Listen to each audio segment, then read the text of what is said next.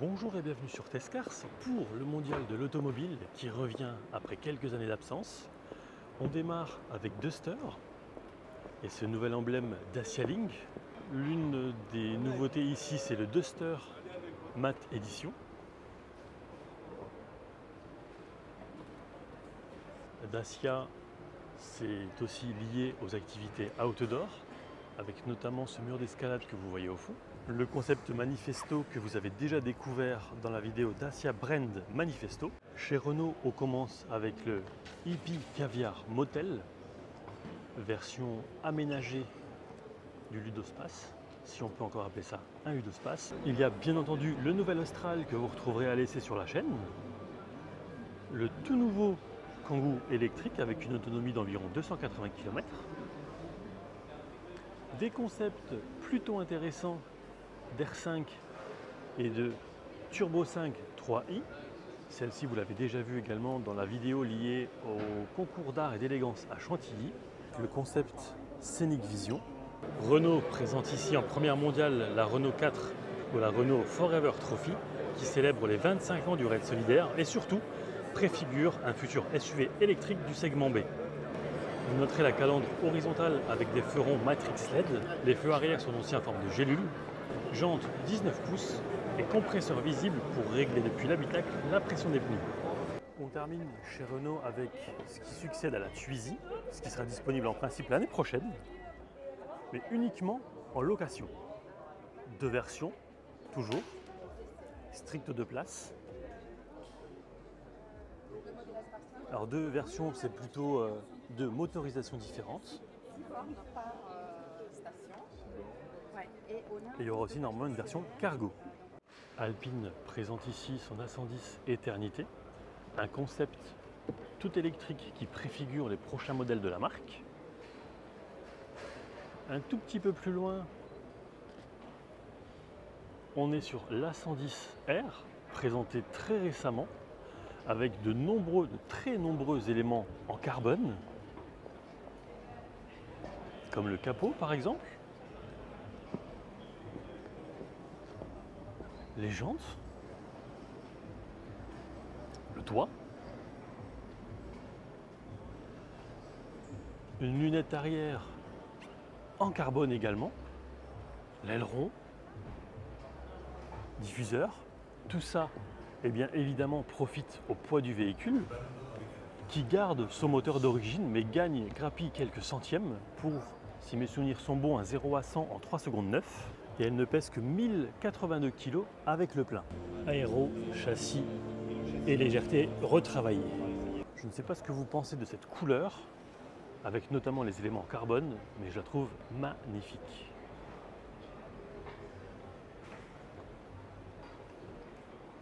Le concept car Alpenglow,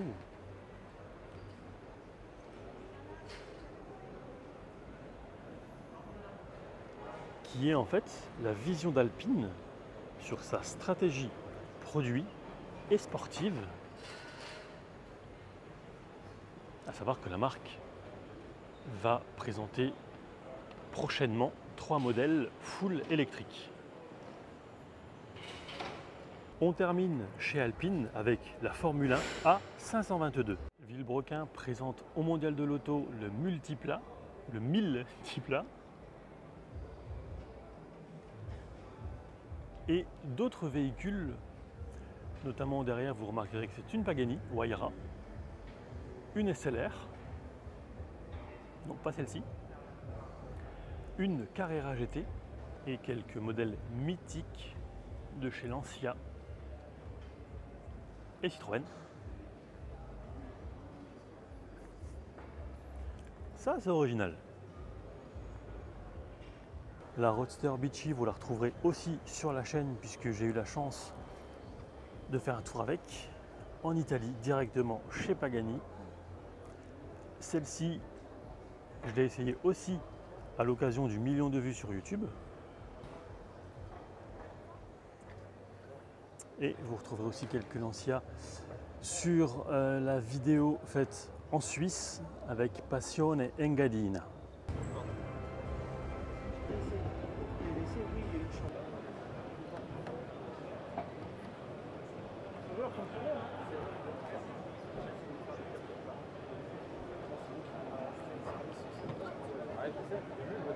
C'est pas fragile.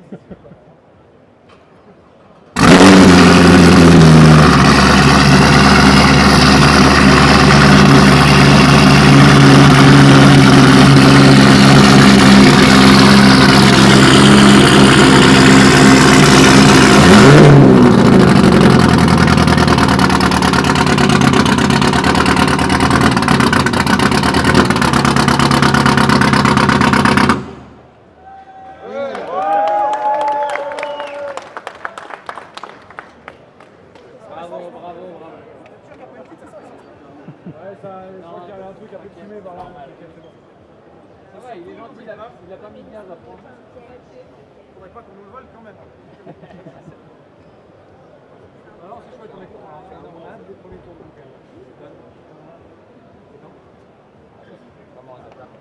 Ça fait toujours le même effet. Hein. Ça crache. Hein. Ouais, je suis pas là au guitare. Vous dites quoi? Sur le stand de Sport Auto, on démarre avec une McLaren Senna LM. C'est pas le genre de véhicule qu'on voit tous les jours, même sur un salon. Les dernières qu'on a pu voir, c'était à Rétromobile. On poursuit avec la Quarkus P1. Alors c'est une voiture pour circuit mais homologuée sur la route. Elle dispose d'un châssis tubulaire en carbone Kevlar, des jantes 15 pouces à l'avant et 16 à l'arrière. Elle est équipée d'un moteur 1 litre compressé qui développe actuellement 250 chevaux. Il prend 10 000 tours minute. Fabrication française. À savoir que la P2 est en cours de développement et sera terminée dans quelques semaines. Tarif annoncé 200 000 €. On poursuit avec des véhicules peut-être un petit peu plus classiques, comme cette Bentley équipée d'un V8, cette Féfé, très jolie. Et puis, au loin, une AMG GT Black Series. Antoine Dufilot présente ici une monoplace.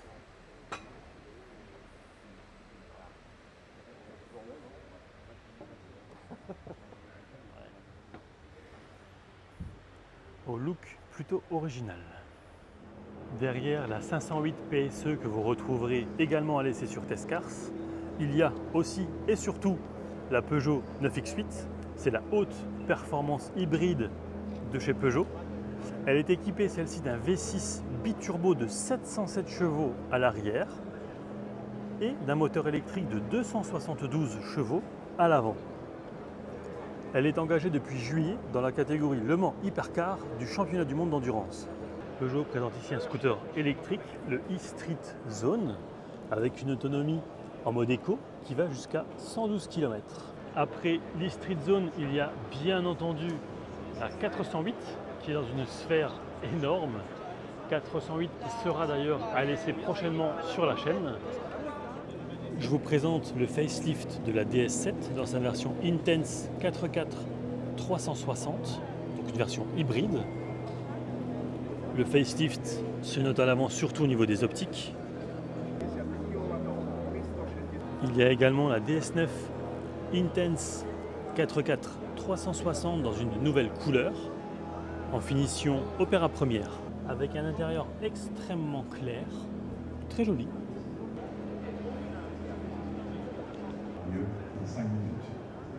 DS Intense Performance que vous avez déjà vu dans la vidéo de Chantilly.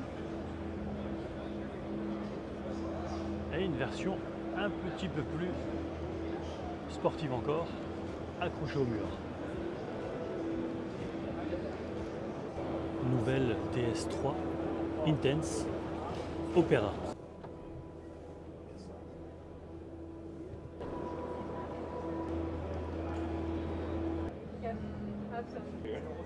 Yeah, then it looks like brass.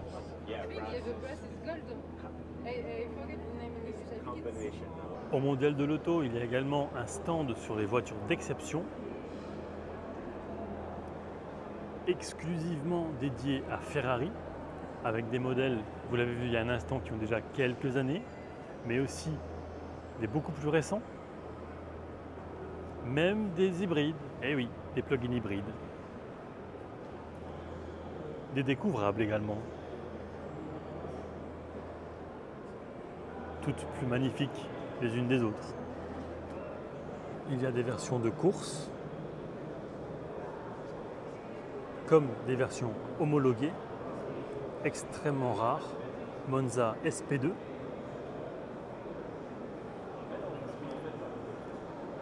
ou une magnifique La Ferrari. Oui, je m'appelle Igor Makovetsky, donc je suis responsable pour la France pour BYD. Alors, présentez-nous pour les Français ce que vous présentez ici au Mondial.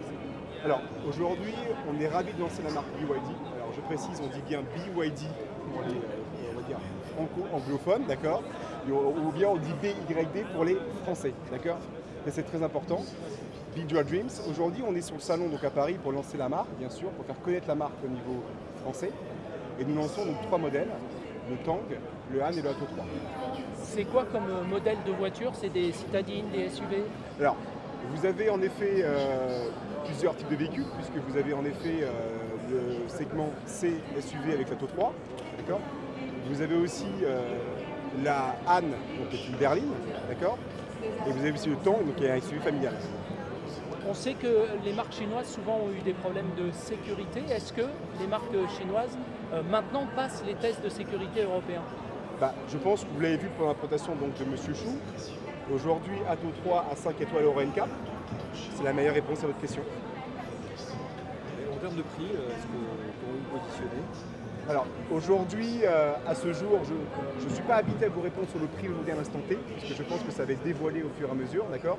On va dire qu'on est sur un prix qui est relativement dans le marché, mais avec des équipements supérieurs. Ce que je disais tout à l'heure à monsieur, c'est que si vous comparez aujourd'hui un véhicule de la marque BYD comparé à son champ de concurrence, et que vous venez entre guillemets corriger les éléments que ne vont pas la concurrence, nous sommes très très bien positionnés, avec un positionnement premium et accessible.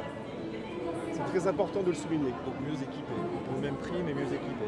On va dire, oui, mieux équipé, bien sûr, mais il faut vraiment prendre en compte, je vous dis tout à l'heure, cette notion d'équipement et de sécurité. Monsieur en a parlé, l'objectif de BYD, c'est la sécurité aujourd'hui avec ses batteries. C'est très important. Il y a eu un nail test, tout à l'heure j'en parlais, vous savez le test donc, qui permet de percer la batterie pour voir s'il y a un mouvement incendiaire.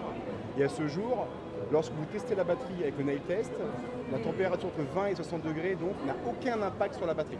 Ce qui démontre la sécurité, on va dire, importante de la batterie BYD. Est-ce qu'on peut acheter une BYD en France? Alors, aujourd'hui, vous avez notre premier distributeur donc, qui est juste derrière moi, que je vous ai présenté. Nous avons ouvert en effet un showroom au 17 boulevard Sébastopol. Et aujourd'hui, vous pouvez vous rendre dans le showroom et passer commande d'un véhicule BYD. Si on habite en province, c'est gérable? Alors, aujourd'hui, nous ne sommes pas encore présents en province. Pardon, en province, excusez-moi.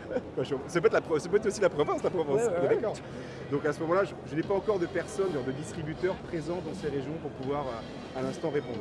Et on sait à partir de quand ou pas du tout? Q4 2022, nous aurons en effet, on va dire, plusieurs types de distributeurs. Parfait. Merci beaucoup. Je vous en prie. Merci beaucoup. Je vous en prie. Bonne journée. Merci, bonne journée. Chez Microlino, c'est du full électrique. Ils sont basés en Suisse. Vous voyez au fond en gris le modèle standard de base, le premier. Une version un petit peu découvrable appelée Spiaggia. Les deux peuvent aller jusqu'à 90 km/h. Il y a 3 types d'autonomie, 91, 177 et 230 km. Et il existe également une version bridée pour les jeunes à 45 km/h.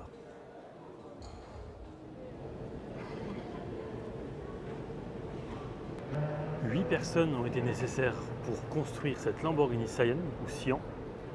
9000 heures de travail et 400 000 éléments. À savoir que la peinture a été faite à Santa Agata. Le Peugeot e-Expert roule ici à l'hydrogène. Il a une autonomie d'environ 400 km, puissance 100 kW pour un couple de 260 Nm. Charge utile 1 tonne et un volume d'un peu plus de 6 mètres cubes. Fisker présente l'Océan dans sa version One, dual motor, 4 roues motrices, 630 km d'autonomie. Il démarre à 41 900 € pour la version standard de base.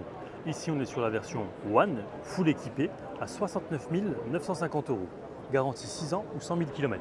A savoir que le chargement est bidirectionnel, ça permet par exemple de se servir de son véhicule comme source d'alimentation de secours pour chez soi. L'intérieur est réalisé intégralement à partir de matériaux recyclés et produits de manière éthique. Sellerie, tapis de sol et d'autres éléments sont également fabriqués à partir de bouteilles en plastique recyclé et d'autres matériaux recyclés. Il y a ici un écran central 17,1 pouces qui pivote. Au sein de l'habitacle, il y a un son à 360 degrés, 16 haut-parleurs qui délivrent une puissance totale de 500 watts. Il y a d'ailleurs une commande qui permet d'abaisser les 8 vitres simultanément. Tout petit écran devant.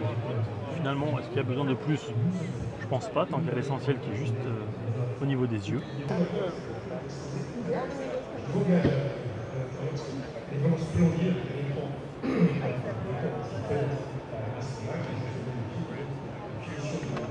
Sur l'Avenger. Alors cette voiture, elle est entièrement nouvelle, c'est même une révolution. C'est tout simplement la première Jeep 100% électrique. C'est la première nouveauté. La deuxième nouveauté, c'est que c'est également la plus petite Jeep qui n'ait jamais été produite jusqu'à présent, puisqu'elle est 10 cm plus petite qu'un Renegade. Au niveau disponibilité, prise de commande aujourd'hui, ce sont des pré-réservations, commande officielle auprès de votre distributeur dès le 1er décembre et livraison fin du T1, début du T2 de 2023. Donc autonomie, on est sur une plateforme améliorée avec une batterie de plus grande puissance que celle qui existe actuellement chez les voitures Stellantis, chez nos cousins. Donc on parle de 400 km en autonomie WLTP et jusqu'à 550 km en cycle urbain. Au niveau de la recharge classique, jusqu'à 100 kWh de puissance de recharge. Le tarif de départ, il a été communiqué, 39 500 € pour ce qu'on appelle cette First Edition, qui est relativement bien équipée, puisque vous avez des jantes 18 pouces bicolores, le toit contrasté, le haillon main libre, la conduite autonome de niveau 2, ainsi que 2 écrans entièrement numériques de 10,5 pouces. Là, on est sur l'Avenger toujours, mais plutôt concept, avec des éléments de design qui changent de la version de série.